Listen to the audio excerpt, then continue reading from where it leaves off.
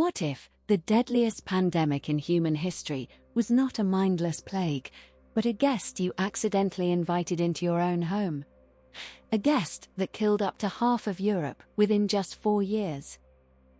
If you lived in 1348, surviving the Black Death was not a matter of luck. It was a matter of choices, and most people made the wrong ones. Before we unravel the strategies that could save a medieval life, take a moment to subscribe to Little Historical. We bring the past back to life, and let me know in the comments what century you'd travel to first.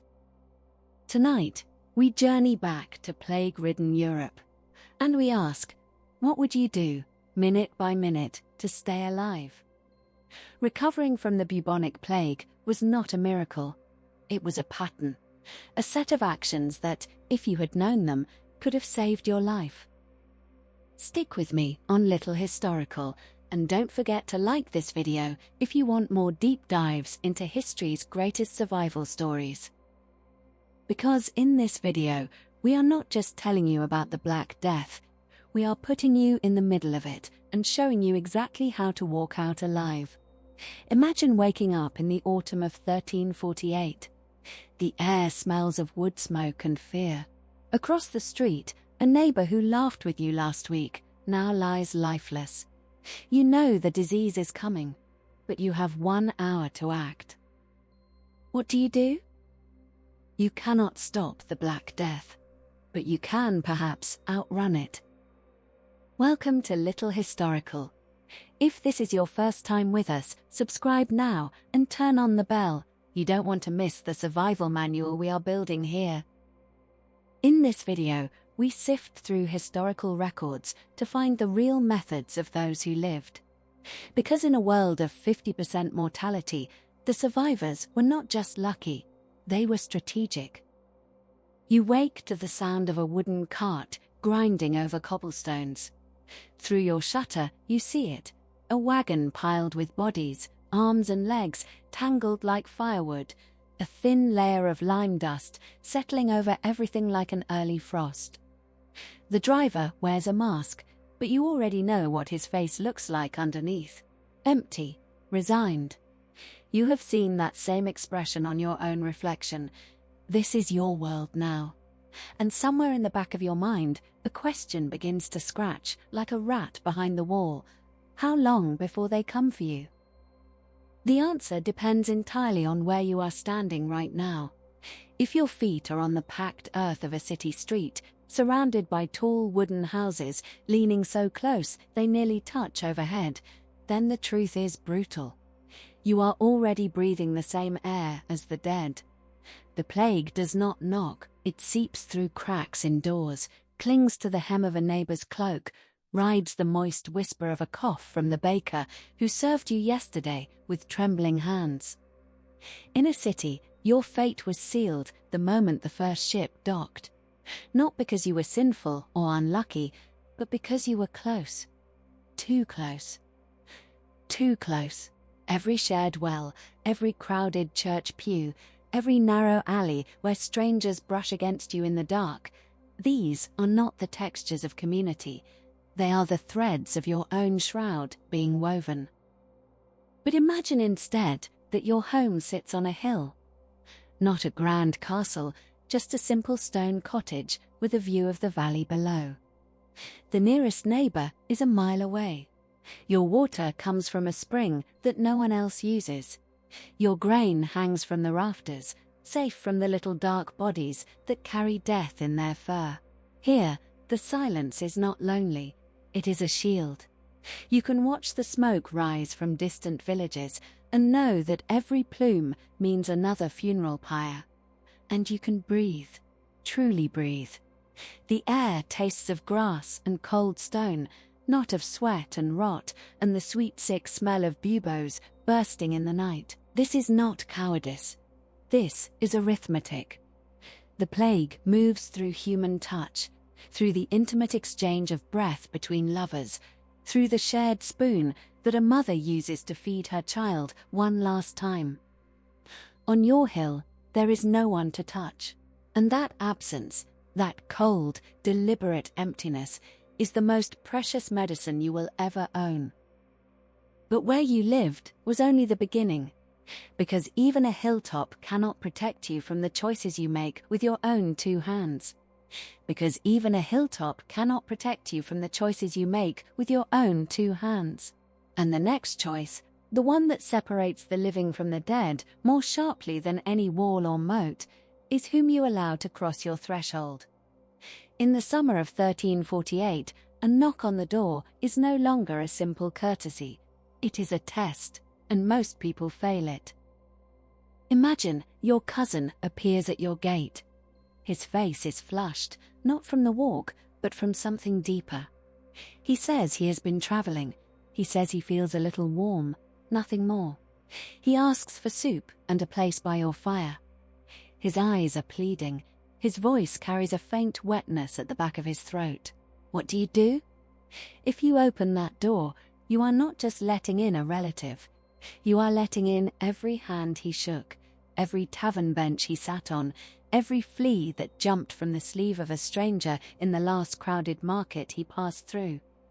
The plague does not announce itself with trumpets. It arrives in the gentle pressure of a palm against your arm, in the shared ladle at the well, in the soft whisper of gratitude as you hand him a bowl. The survivors learn to say no.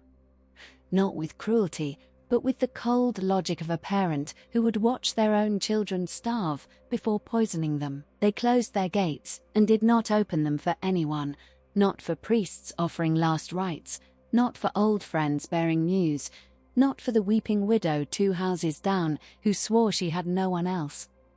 This was not hatred, it was mathematics. Every interaction was a roll of the dice, and the dice were loaded. Some families went further. They built small huts at the edge of their property, stocked with bread and water, and told any traveler that they could stay there, but not inside. A hand would pass food through a gap in the wall. No faces, no breath, no touch. It was brutal, it was lonely, and it worked. But even isolation was not enough if you did not understand the second great secret of plague survival. The deadliest moments were not the ones you chose, they were the ones you did not see coming.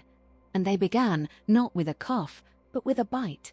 And they began not with a cough, but with a bite.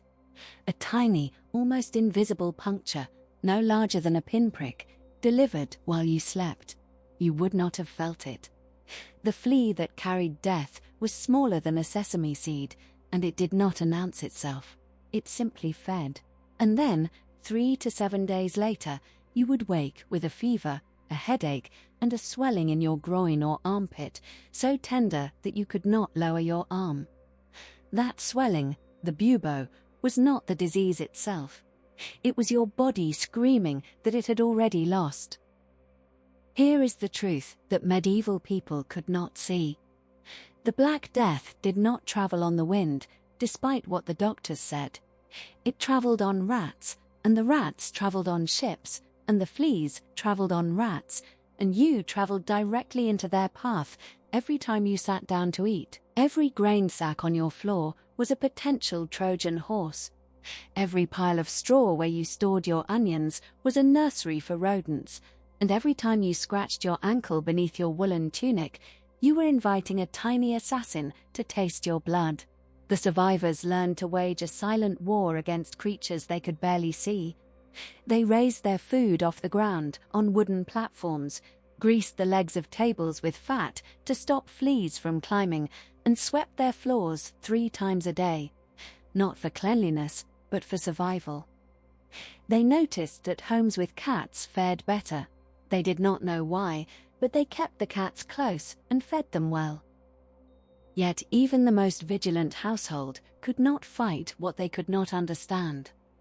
One of the cruelest ironies of the plague was that the very measures people took to protect themselves sometimes delivered death straight to their skin. Thick woolen cloaks, heavy velvet gowns, fur-lined sleeves. These were signs of status and warmth. But to a flea, they were high-rise apartments. A parasite could hide in the folds of a noble's robe for days, waiting for warm skin to pass by. The poor, dressed in thin linen that was washed more often, accidentally stumbled upon the better defense. They did not look wealthy, they looked humble, and their humility saved them. The lesson was quiet but undeniable. You could not outrun the plague by running faster. You outran it by making yourself less inviting, less accessible, less touched. But even that would not be enough if you made the mistake of trusting the one person who claimed they could heal you. But even that would not be enough if you made the mistake of trusting the one person who claimed they could heal you. His name was Master Giovanni, and he arrived in your village wearing a long leather robe and a mask shaped like a bird's beak. The eyes were glass, the beak stuffed with lavender and mint. He carried a wooden wand to point at your sores without touching them. He spoke with authority, and in a world where everyone else was guessing, authority felt like hope. So when he told you that your humors were out of balance, that your blood had turned sour and needed to be released, you nodded. You rolled up your sleeve. You let him cut. The bloodletting bowl filled quickly, dark red and warm. You watched it rise and felt yourself grow lighter, dizzier, more distant from your own pain. For a moment, you thought it was working. The swelling seemed smaller, the fever felt farther away, but the truth was simpler and far more brutal. You were not healing. You were bleeding out while a plague raged inside you, and Master Giovanni, with his leeches and his lancets and his expensive education, was not your savior. He was your final mistake. The physicians of the 14th century did not understand that the disease was carried by fleas. They did not know about bacteria. What they did know, or thought they knew, was that sickness came from corrupted air, from sin, from the wrong combination of yellow bile and black. And their treatments reflected their ignorance. They drained your blood until you fainted. They applied hot poultices that burst your buboes and left weeping wounds open to infection. They fed you ground-up pearls and powdered unicorn horn, which did nothing except empty your purse. They even suggested that you sit in a room filled with burning sulfur and feces to drive out the bad air. The fumes alone could kill you, and sometimes, mercifully, they did. The people who survived the Black Death were rarely the ones who could afford a doctor. They were the ones who stayed away from physicians entirely. They were the women who boiled herbs in water and washed their hands. The farmers who refused the lancet and simply rested, drank clean water and prayed in silence. The villagers who noticed that the doctor always seemed to die before his patients and drew the obvious conclusion: there was no cure, no remedy, no magic mask or leech that could pull the poison out. The only real medicine was prevention, and once the fever took hold, the best thing you could do was nothing at all. Lie still, drink water, and hope that your body, not some masked stranger with a knife, would find its own way back to the light. But for most, that light never came, and the ones who did survive carried something unexpected with them into the years ahead. Not immunity, not wisdom, but a dark and private knowledge of exactly how close they had come to the other side.